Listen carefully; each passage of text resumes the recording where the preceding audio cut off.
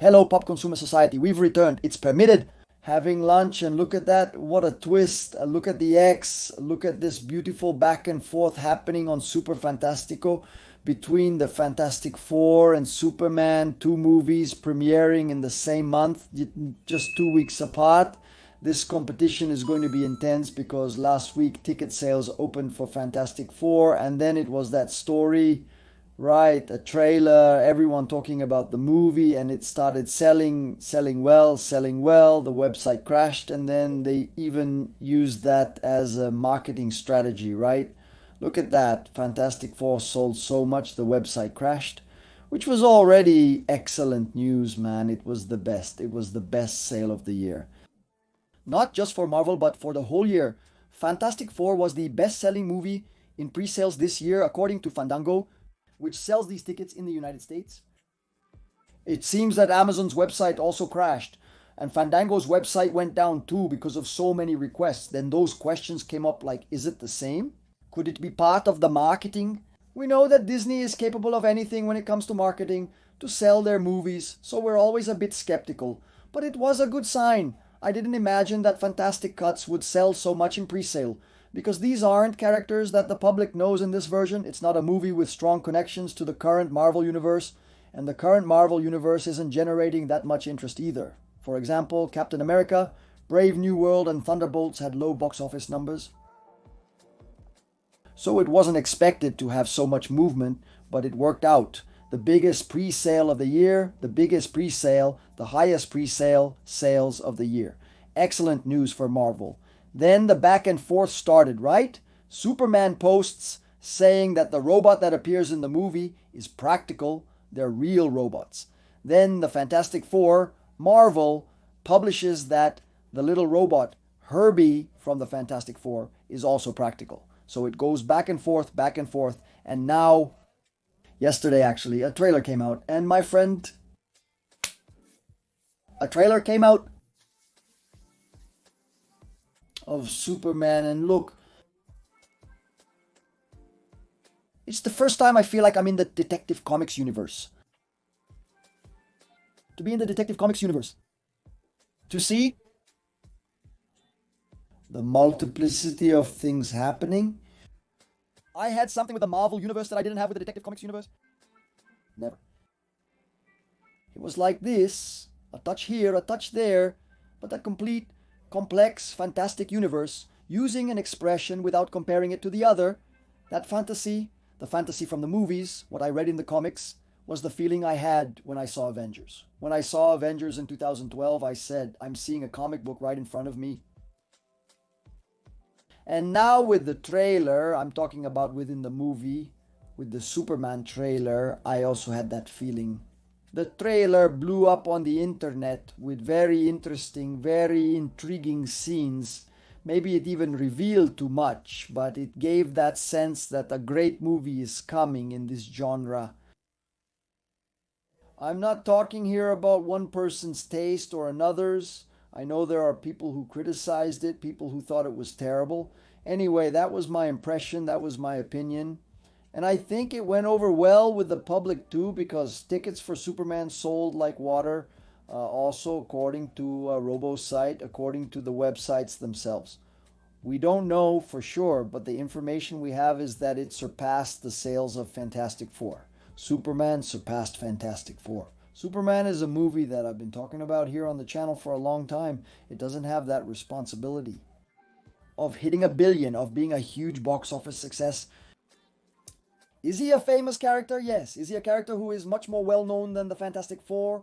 Much more. And he's been promoted for a while now, with James Gunn right up front, making a million jokes to promote the movie, but it's still growing.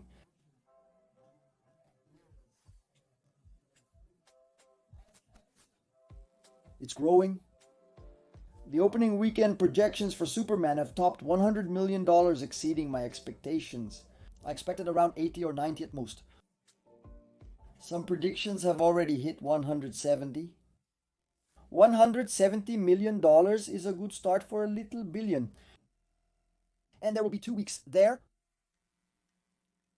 First, there's Jurassic World, which premieres right at the beginning of July.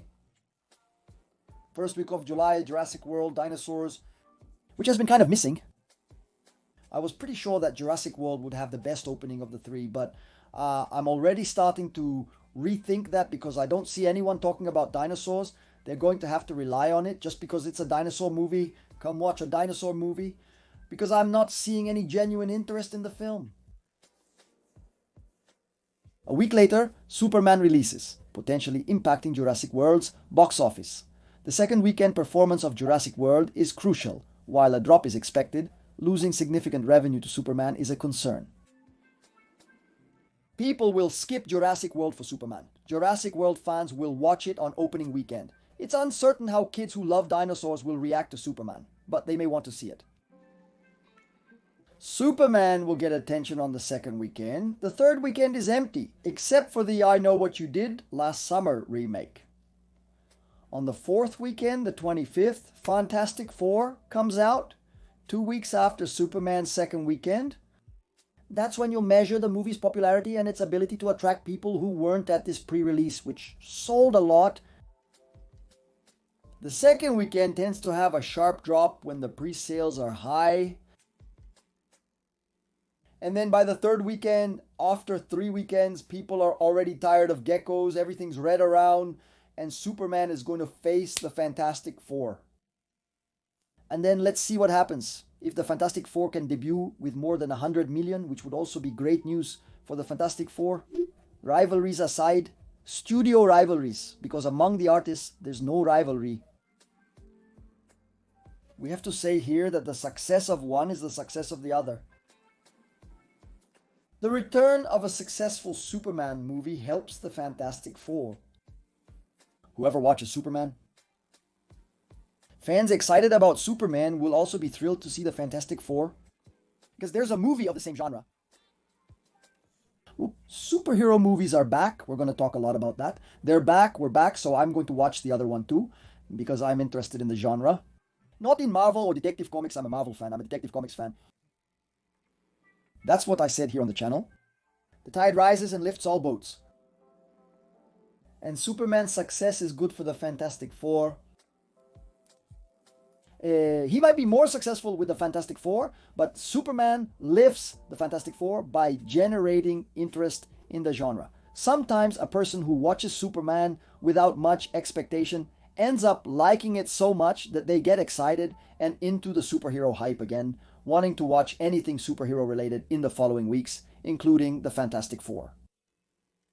It can't be that Marvel was too happy to release it just a little after Superman, because if the comic book movie craze really comes back stronger, not like it was from 2012 to 2019, but if strong interest returns, it will help the Fantastic Four, which could also have a surprising box office, surpassing 500 million and maybe even reaching 700 or 800 million, which is the old Marvel level, and who knows, maybe even a billion. That would be the best case scenario. One helping the other reach a billion, both of them hitting a billion would be the best scenario, because a movie that does really well with critics is great. A movie that excites the fans is also great. Both of them have to do that. It's their duty. Neither can be considered a bad movie by the fans, nor can it be considered bad by the critics, because that's what will make it happen. This will pave the way for Avengers and Doomsday, a big deal. For Superman, it'll open the way for Supergirl. It's the success of Superman, because Supergirl also has a big challenge, which is to revitalize the leading heroines. Because since Wonder Woman in '84, Black Widow, Batwoman, they've all taken a beating. Just like back in the day with Catwoman and Supergirl from '84. So this competition is good. This competition is healthy, both for Marvel Studios and for these studios. And we shouldn't root against one or the other, because the success of one pulls up the other, and it brings in more investors and more people wanting to make money with superhero movies. That means better movies with better teams, better cinematography, better special effects, better directors, better actors interested in making these movies. Because if it's flop after flop after flop, what happens? It stops being interesting for the director, It stops being interesting for the actor to put money into it. It stops being interesting for the actor to attach his name, to link his name to a superhero. And then things start to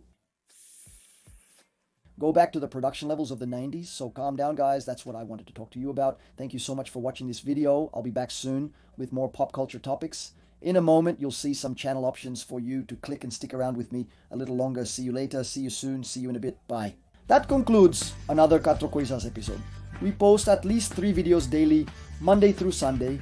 If you enjoyed it, check out these other suggested videos. Remember to like, comment, subscribe, and turn on notifications for updates. Thank you very much. See you next time.